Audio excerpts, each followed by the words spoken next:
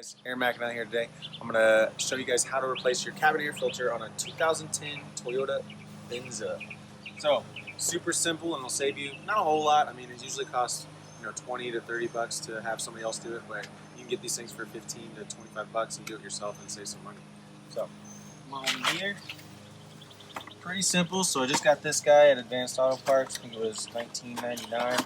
I got the cheaper one that's just kind of the paper. They have ones that are charcoal infused that supposedly help with odor, and then they have ones that are even Febreze infused that give off that Febreze smell. So open it. This is going to end up dropping down quite a bit, so you want to take out all your stuff so it doesn't get all over the floor. And then there should be two little tabs. You can kind of see it in there. You just kind of pull those or kind of pinch them on both sides, and that'll end up falling down and falling off. Then in here, there's also two little tabs. Pinch those, pull that off just like that. Then you grab the old air filter, cabin air filter, pull that out. Ooh, nasty. So that one.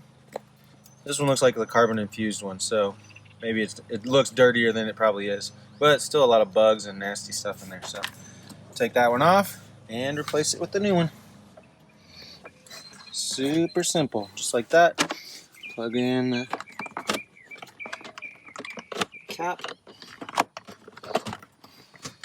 just like that. Make sure you hear it click, and then put on the glove compartment.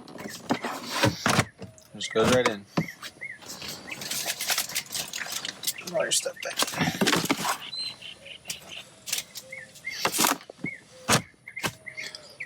All right, easy breezy. Go for it.